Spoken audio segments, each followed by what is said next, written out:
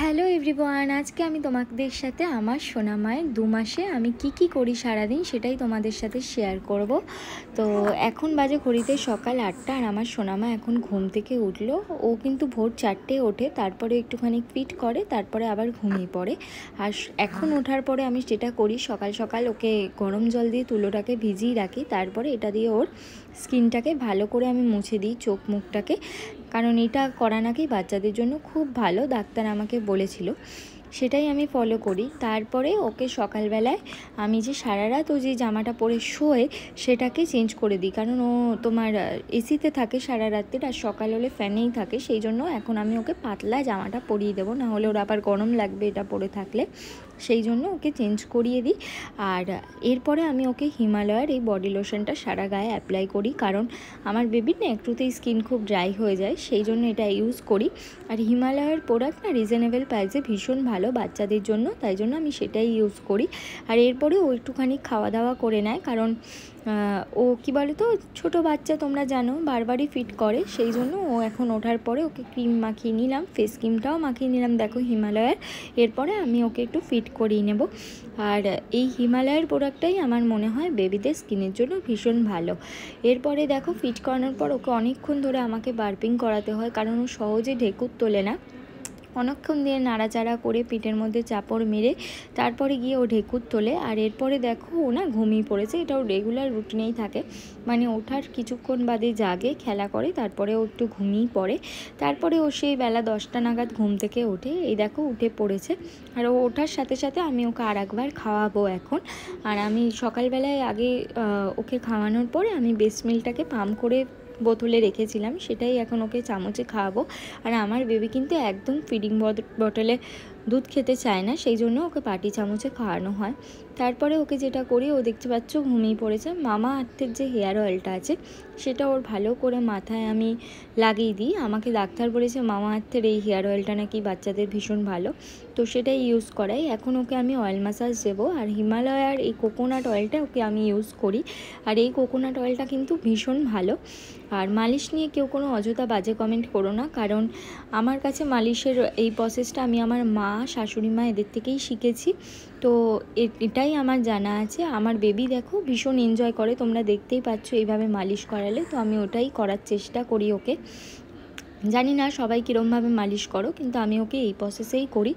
আর আমাকে আমার ডাক্তার বলেছে সর্ষের তেল যাতে একদম আমি স্কিনে না দিই, কারণ সর্ষের তেল বাচ্চাদের স্কিনের পক্ষে এখন একদম ভালো না, প্রচণ্ড ভেজাল যেহেতু সর্ষের তেলে, সেই জন্য ওকে আমি এই কোকোনাট অয়েলটাই ইউজ করাই। আর এরপরে আমি ওকে ওর ব্যাকেও দেখো ভালো করে অয়েল ম্যাসাজ করে দেবো, কারণ আর এই সময় ওকে একটু টামি টাইম দেওয়া যায়, কারণ আমার বেবি না অন্য সময় টামি টাইম দিলে ভীষণ কান্নাকাটি করে, তাই জন্য তেল মাখতে যখন ও ভীষণ এনজয় করছে সেই সময় ওকে একটু টামি টাইম দিয়ে নিই, যেটা বলছিলাম।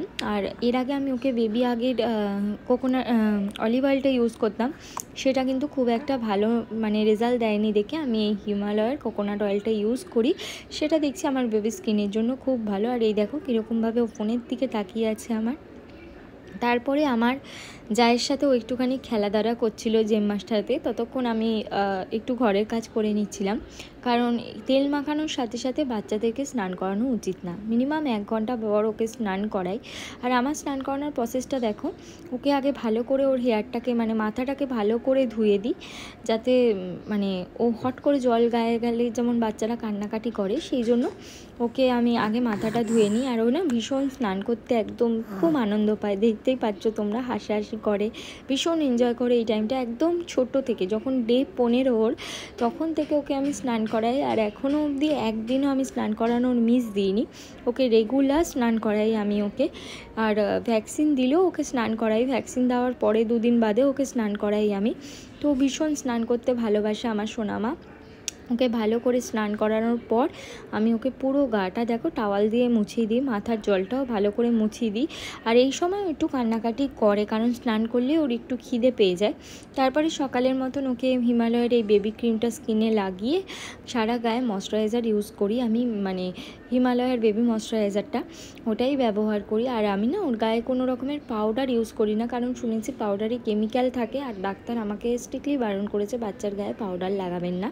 সেই জন্য ওকে কিন্তু আমি পাউডার দিই না, ডিরেক্ট এই ময়শ্চারাইজার দিই, কারণ একটু বাদেই ও এসিতে থাকবে, আর এসি চললে তো স্কিন বড্ড ড্রাই হয়ে যায়। আর এবার দেখো একটু কান্নাকাটি করছে, মানে ওর এখন একটু খিদে পেয়ে গেছে, সেই জন্য একটুখানি কাঁদছে। আর ওকে এরপরে আমি খাওয়াবো, খাইয়ে দাইয়ে তারপরে ওকে ঘুম পাড়িয়ে দেবো। আর এই দেখো ও কিন্তু ঘুমিয়ে পড়েছে, আর এই সময় না একটা লম্বা ঘুম দেয়, মানে 1-1.5 ঘন্টা ও এখন ঘুমিয়ে থাকে, ওর পেটটা ভর্তি থাকে দেখে ও ঘুমিয়ে থাকে। তখন আমি কি করি, ওর যে ভিটামিনের ওষুধটা আছে সেটা আমি ও ঘুমিয়ে থাকা অবস্থায় খাই দিই, কারণ জেগে থাকলেও একদম খেতে চায় না, মুখটা মানে বড্ড কান্নাকাটি করে। তারপরে এরপরে আমরা খাওয়া দাওয়া কমপ্লিট করে আসি, ও আবার ওঠে মাঝখানে, এই সময় না ওর একটু খিদে পেয়ে যায়। খাইয়ে দাইয়ে আমি আবার একটুখানি ওর ঢেকুর তুলিয়ে তারপরে ওকে আবার শুয়ে দিই। আর এই ঢেকুর তোলানোর প্রসেসটা সকালেই বললাম বড্ড ঝামেলাকর লাগে আমার, কারণ অনেকক্ষণ ধরে বাদে ও ঢেকুর তোলে। আর এখন বাজে দেখো সন্ধ্যে 6টা, আমার মহারানী কিন্তু এখন ঘুম থেকে উঠলো সবে। আর ঘুম থেকে ওঠার পরে আমি ওর এই ড্রেসটাকে ছাড়িয়ে দেবো, কারণ অনেকক্ষণ ধরে এই জামাটা পরে সারাটা দুপুরও ছিল। আর এখন ড্রেস ছাড়িয়ে ওকে ক্রিম ঠিম মাখিয়ে দেবো সারা গায়ে, যা মাখাই আমি অলরেডি ওর স্কিনটাকে একদম ড্রাই হতে দিই না, সব সময় ওকে চাই ময়শ্চারাইজার লাগিয়েই রাখি। বাচ্চাদের স্কিন না ড্রাই হয়ে গেলে খুব স্কিন প্রবলেম হয়, সেই জন্য ওকে ময়শ্চারাইজার লাগিয়ে রেখে ওর এই জামাটা ওকে আমি পরিয়ে দিলাম। আর এখন ও একটুখানি খেলা করবে, ওর বাবার সাথে খেলবে, এরপরেও আমাদের বাড়িতে একটু লোকজন আসবে, ও খেলাধুলা করবে। তো ততক্ষণে আমি আমার টুকটাক যা কাজকর্ম আছে সেগুলো সেরে নেব। আর পিছনে দেখো আমার পোকো সোনাও ঘুরে বেড়াচ্ছে। তো যাই হোক, এরপরে দেখো আমার সোনামা একদম সন্ধ্যাবেলায় রেডি হয়ে গেছে। তারপরে আমি যেটা করলাম, ওকে নিয়ে একটু খেলা করার পরে আমার একটা ফার্স্টক্রাই থেকে পুচকের একটা পার্সেল এসছে, তো পার্সেলটা রিসিভ করতে গিয়েছিলাম। আর পার্সেলটার মধ্যে কি আছে সেটা নিয়ে অলরেডি তোমাদের সাথে একটা ব্লগ আমি শেয়ার করব খুব শিগগিরই, তোমরাও দেখতে পারবে, বুঝতে পারছো কী আছে। তো সেটা কীরকম সব কিছুই শেয়ার করবো। আর এখন দেখো ওর একটু জ্যাজের সাথে খেলাধুলা করছে। তো এরপরে আমি ওকে রাতের খাওয়াবো। আর খাওয়ানোটা দেখো আমার কাছে বড্ড ঝামেলাকর ব্যাপার, দুবেলায় এই মানে বাটি আর চামচে খাওয়াতে। ও কিন্তু ডিরেক্ট ব্রেস্ট ফিডও করে, আর অন্য টাইমে ও বাটি চামচে, আমি ওকে রাত্রেবেলায় একটু বাটি চামচও করে খাইয়ে দিই, কারণ তাহলে আমি বুঝতে পারি যে ও কতটা খেলো না খেলো, আমার সুবিধা হয়। আর পুরোটাই কিন্তু ব্রেস্ট ফিড করে, ও কিন্তু কোনো ফর্মুলা মিল্ক এখনও অবধি ওকে আমি দিইনি।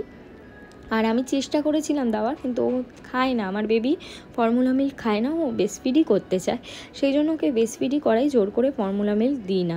তারপরে এই জামাটা ওকে চেঞ্জ করিয়ে আমি অন্য একটা জামা পরিয়ে দিয়েছি। আর একে দেখো বার্পিং করাচ্ছি যেমন রোজ করাই। আর বাচ্চাদের ক্ষেত্রে যেটা হয়, সব সময় না জামা কাপড় ছাড়ানো উচিত, একটু হাইজিন মেনটেন করে রাখানো উচিত। তো এখন আমার বেবি দেখো ঘুমিয়ে পড়েছে ওর বাবার কোলে। তো চলো, এই ছিল আজকের ব্লগটা, দেখা হবে তোমাদের সাথে আবার পরের ব্লগে।